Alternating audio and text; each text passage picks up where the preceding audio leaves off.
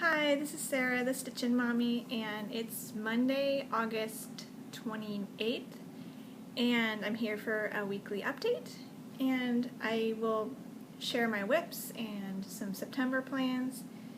I think I finally got those nailed down. And first off, I thought I would share just how much I'm enjoying these weekly videos as compared to my monthly ones. It feels like these weekly ones are a little bit more conversational. Like I am closer in proximity to my projects, so I maybe talk more about them. You guys seem to be commenting more, maybe because I'm asking questions more.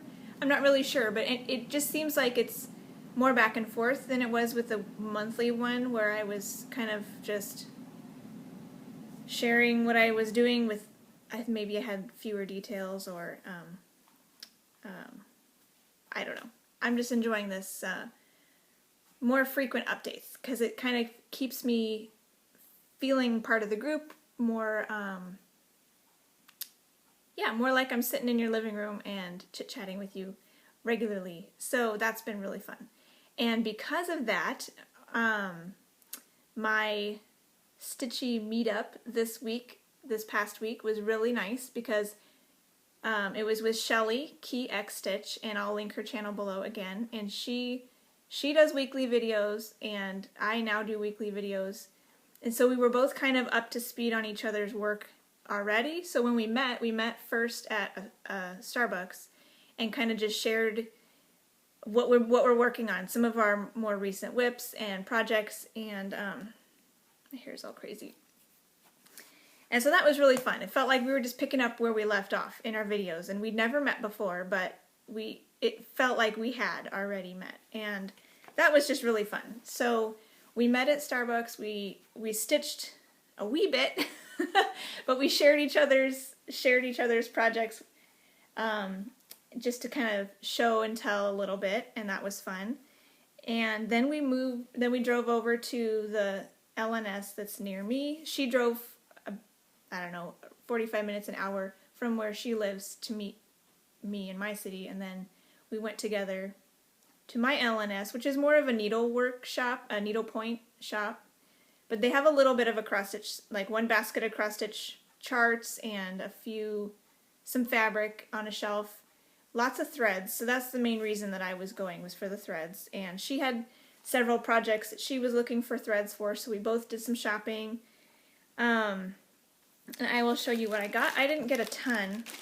Oh yeah, she gave me some 40 count gauze, because I think it came in some patterns that she had purchased.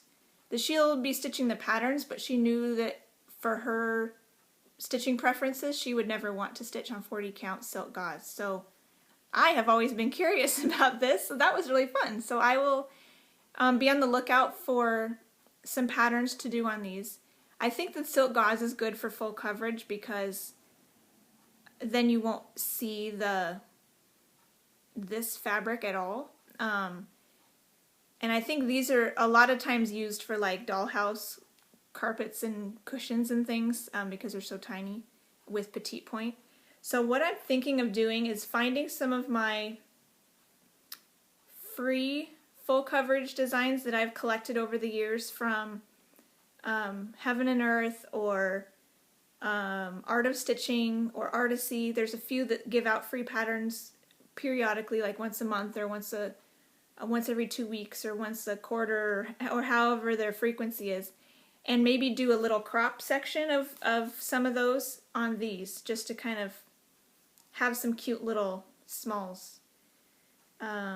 Maybe that's something I can start for the new start for the full coverage group, because in May, because at the moment I'm at my max with full coverage. I'm saturated, but this would be fun because they'd be small and but still considered full coverage, especially if they're from like a Haid or something. So that's gonna be fun to pick some little sections to stitch. What I actually purchased was stuff for my chatelaine and stuff for my frosted pumpkins piece I'm going to stitch next year. My plan, I don't have the pattern yet, I'm kind of holding out in case a family member gets it for my birthday, which they might. It's been on my wish list. If I don't get it for my birthday, I might still wait for Christmas, but I might just go ahead and get it because I do want it to be my New Year New Start. But I'm going to start the Frosted Pumpkin Storytime Sampler, and I think if I'll find a picture to show you, and it's got little vignettes of all the different, a bunch of different stories, which a lot of them are very special stories to me. These are some of the Weeks Dye Works that they needed. I don't know, here, this one. For the borders around those little, around the little, each of the little vignettes. They're all slightly variegated. This is grits. The light one is grits. Then there's Chablis, probably saying that wrong, and Seafoam.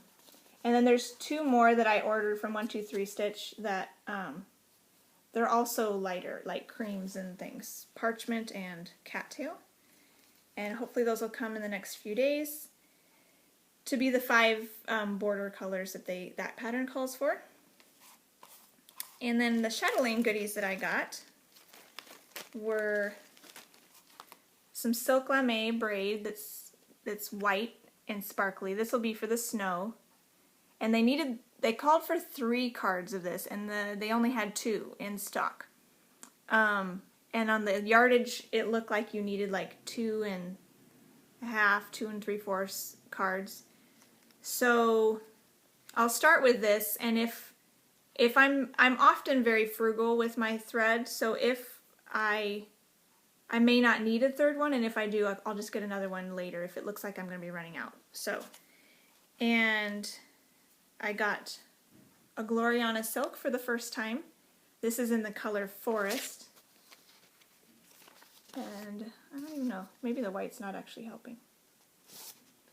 It looks really good this way. There we go, that's pretty. Super fun greens and a little bit of brown variegation in that. And there's also, they didn't have Petite Treasure braid. They had like maybe 4 or 5 cards of Petite Treasure braid, and they were all in oranges, and so they must have been like ordered for somebody's project. But they didn't have a big stock of Petite Treasure braid. So the lady there suggested this Accentuate stuff. It's strong metallic filament, and this is the goldiest color that looked similar to what high gloss gold might look like. And it's blending filament, so I'll probably use 2 strands instead of Petite Treasure braid. So I figured I was there, I would try it, so I went for it. That's all I bought for my chatelaine. I still had 2 threads and all the beads that the store didn't carry. So I looked online, and there was a bead shop near Shelley in her part of Southern California that did sell Delica beads. And there's a little shop near me that would sell the Swarovski crystals. However, when I was looking up the beads online, it just seemed like it would be easier and possibly a little cheaper just to get the bead pack from European Cross Stitch. So that's what I did. I ordered the bead pack, which it should also get here sometime this week. And that'll give me just a right amount of beads that I need for this piece. And then I also needed a dinky dyes, which my LNS didn't carry dinky dyes, and Gloriana Petite Princess Pearl, which they also didn't carry, and there was a shop near Shelley that carried that, but that one, when I was looking at it online, it didn't look like it had a lot of variation to it, and it was quite expensive for the effort it would have taken to get it. And a lot of the online shops, they carry either dinky dyes or Gloriana Petite Princess Pearl, and if they did carry the Princess Pearl Petite, it was always on like a back order. Stitching Bits and Bobs carried it, and one other shop. can't remember which now, but they both were on back order, like 6 weeks or something, and that thread is used in the very top border, and that's pretty much the only place it's used. And I could have had Shelley buy it and send it to me, but I was like, it doesn't have a lot of variation. So I decided just to substitute that with DMC, and I'm okay with that. It's just going to be some little, like, eyelets or something, Algerian eyelets, little cross specialty stitches in the top little border. And it's like an off-white color, maybe a tannish gray off-white color. So I'm okay using DMC for that one. The Dinky Dice, however, was very variegated, and I wanted that one. So I didn't want to wait, because I wanted to be able to use it right away if I got to a point in the pattern in September where I was ready to use it. So I justified an order at 123 Stitch. I got the Dinky Dies I needed, and I got the 2 other weeks that I need for my frosted pumpkin piece. I got a pack of beads for Lady of the Flag. I looked through my stash and had already bought all the beads for Lady of the Flag and had them labeled, but for some reason there was one color I couldn't find.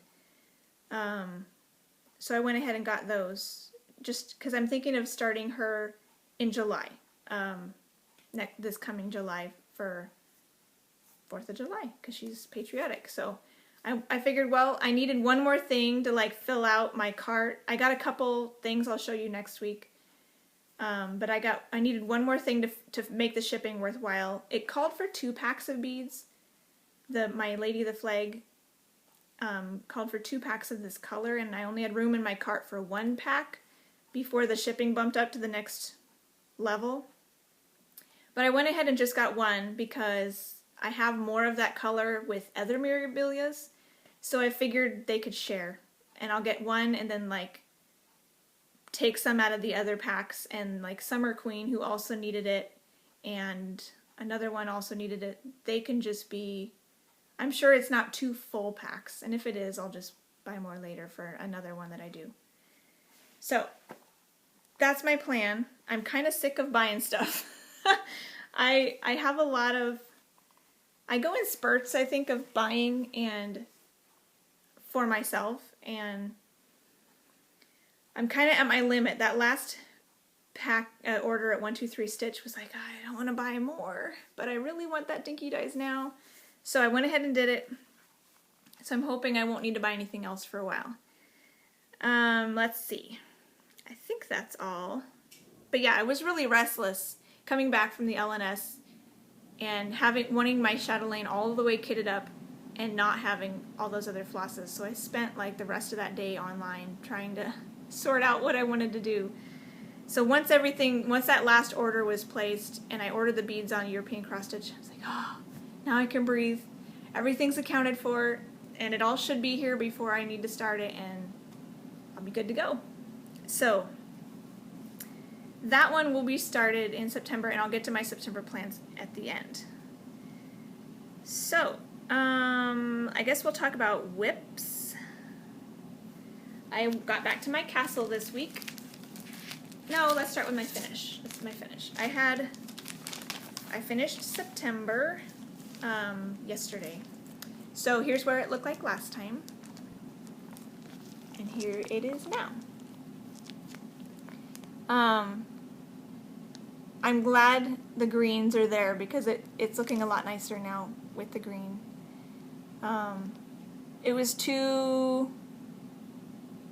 It needed the cool colors, so I'm glad I'm glad the pattern had those greens. And it's kind of like the blue on the August one. It was just kind of drab until I added the blue, and then it popped. It was like, oh, perfect, that's what it needed. So it's kind of like that with the greens on this one. It's like, oh yeah, that's what it needed. So I'm pretty happy with that. That's going to go in my frame on the 1st, or as soon as I remember once September starts. I don't always remember on the 1st. But that one's done. And this is October, and I'll show you that now while I have it out. I'll be doing that one the first week in September. which is Friday. So I'll be starting this before I talk to you again. And I'll go over that later. My castle. That's right, the other thing I bought at the LNS was my anchor flosses, which were not in that bag because they're over here in my castle now. So I got my 2 castle colors that I was missing that are anchors, and so I could start working on the rest of the castle. So last week I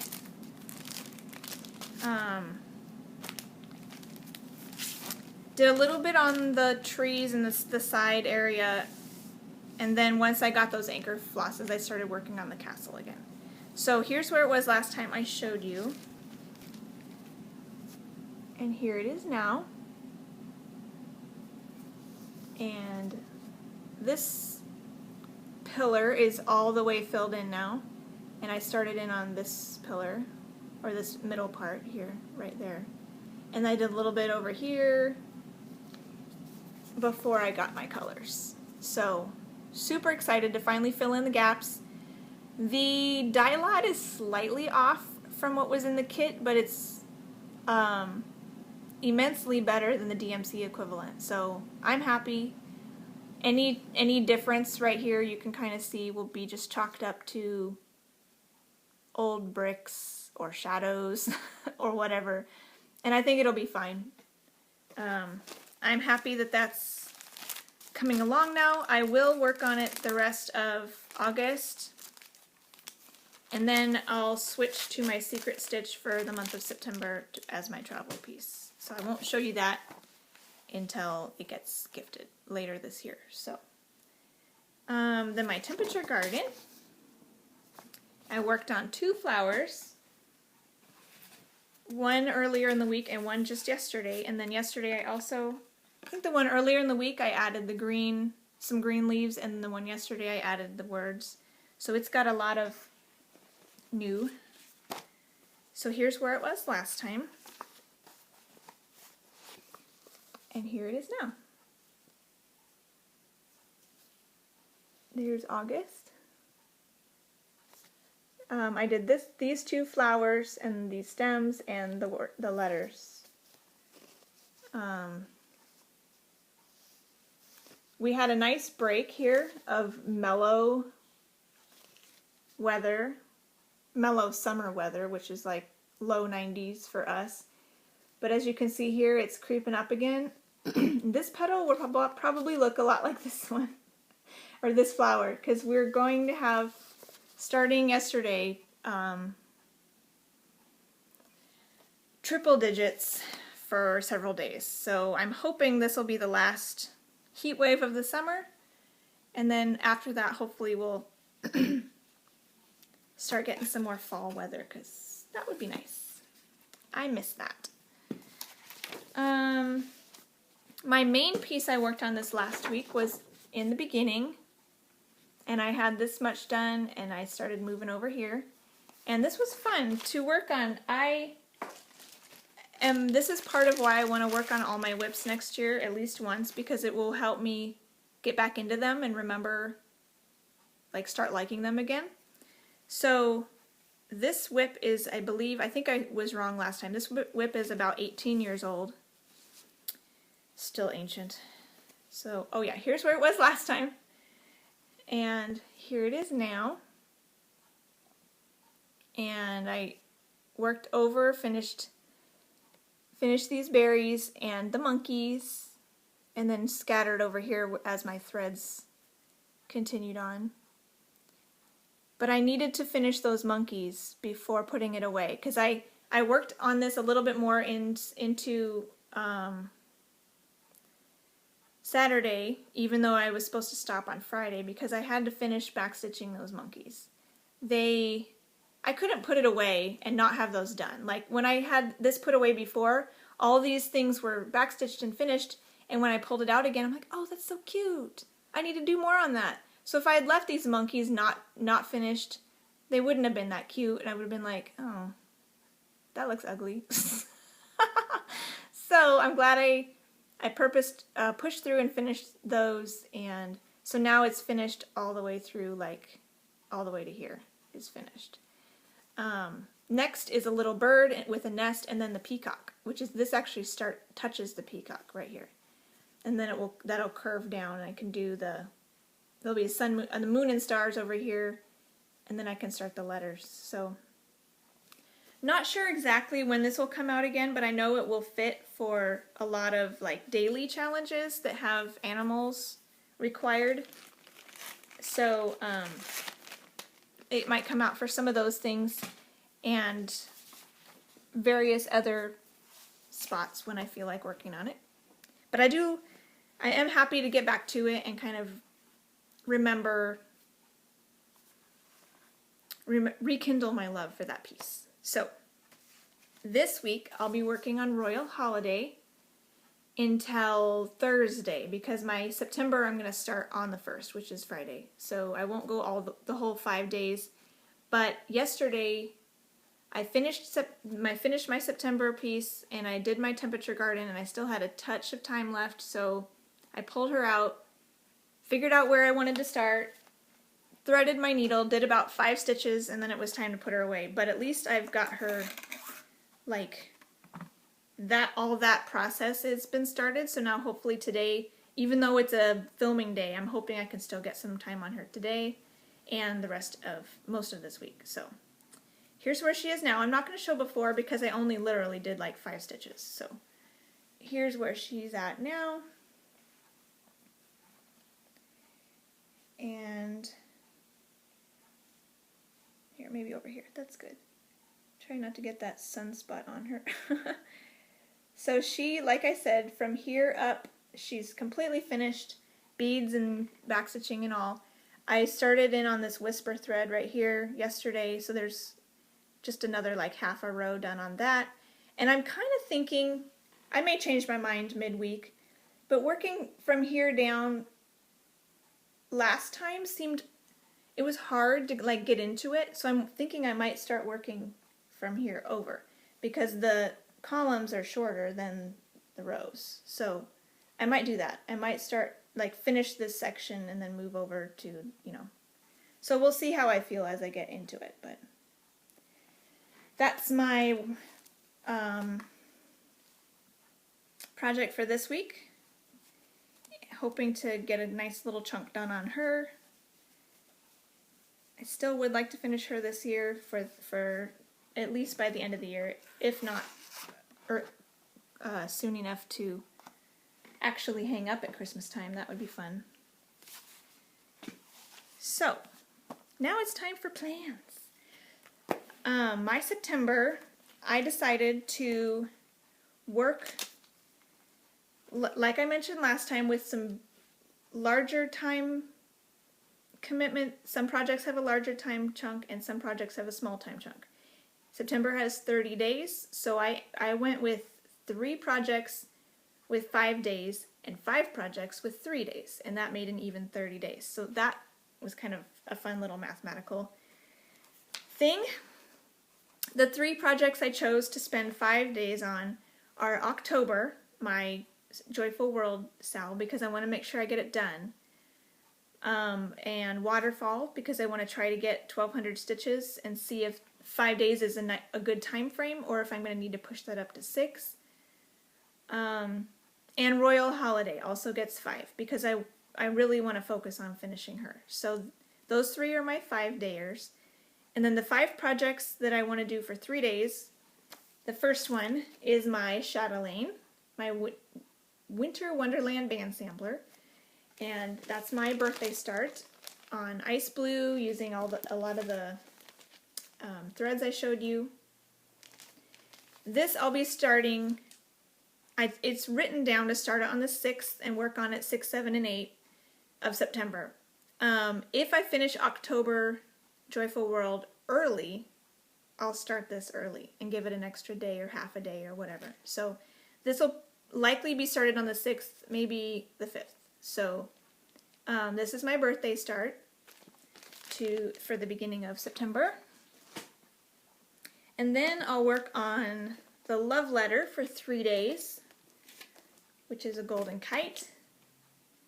And I'll show you where my progress on these later when I actually get close to starting them, when they're coming up in the following week. Right now I'll just show you what they are in case you've forgotten what my whips are. So then I'll have my 5-day rotation on waterfall.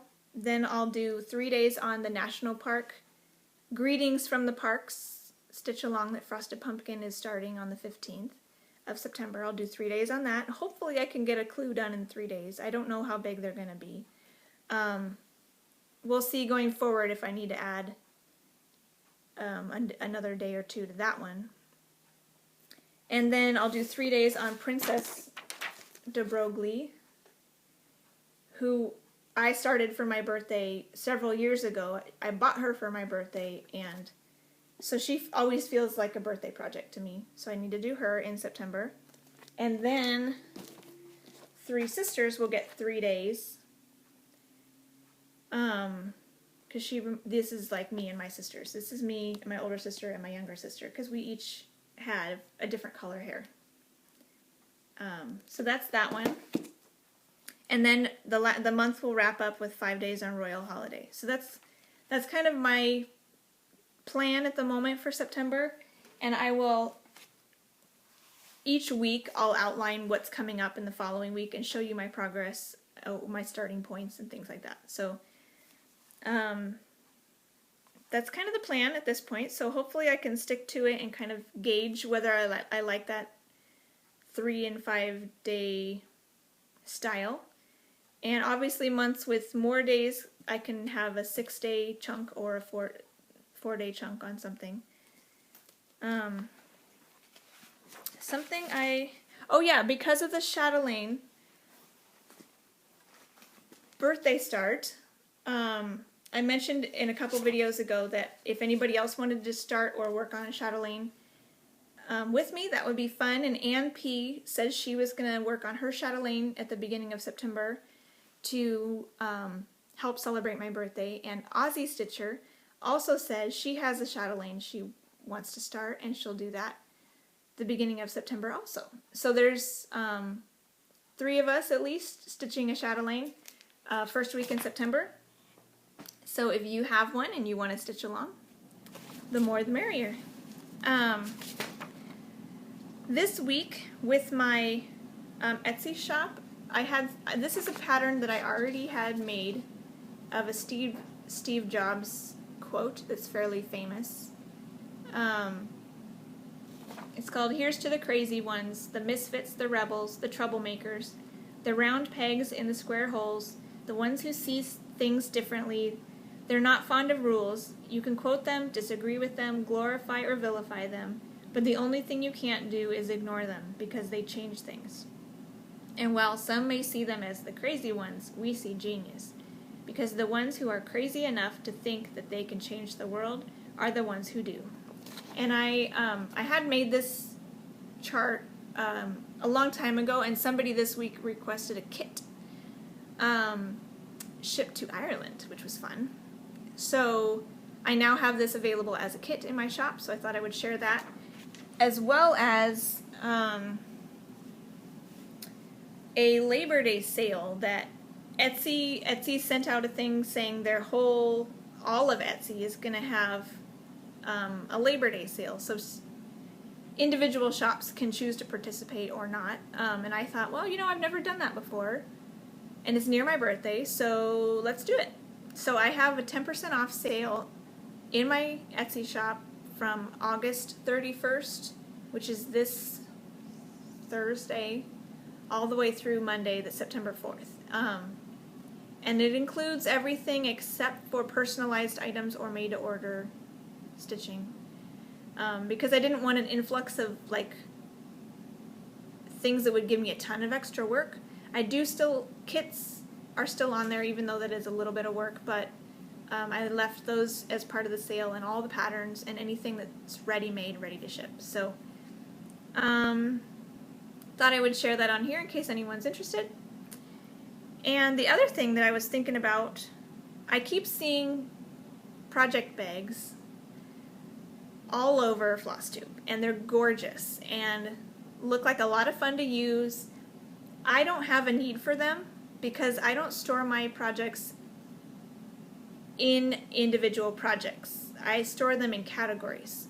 I store my floss in one big thing, and I store my patterns, like there's a box behind my chair that has some patterns that are fairly current, and I have boxes and bags in my closet and a craft cupboard that have patterns, and this is how I store my fabric. It's a jury-rigged homemade storage system because I like to keep all of my fabric in rolls. So the tall ones go here and the short ones go here. And I'm actually currently overflowing my cute little thing I made. I have more rolls than I have spots for, so I need to start finishing stuff. But that means a project bag doesn't really work for me. However, I can sew. I've been sewing. I sewed my own clothes in high school and college. Starting in 8th grade, I started sewing my own clothes. I sewed my own wedding dress. I've sold doll clothes for my Etsy shop back when I first started my Etsy shop. I have the skill needed to make project bags, so even though I wouldn't have a need for them myself, I could make them. And my husband has been asking if there's anything besides patterns that I could add to my shop now that I will start to have a little bit more time with my kids. My youngest starting to go back to preschool and then eventually next year kindergarten.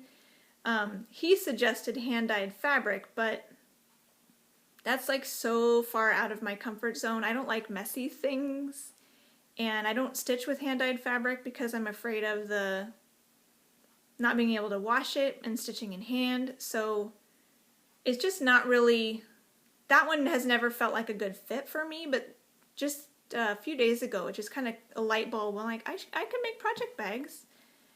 I love sewing.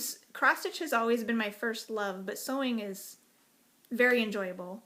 So I wanted to solicit your suggestions, I guess. If you use project bags or would like to use project bags, what features would you look for? Like, would you like a vinyl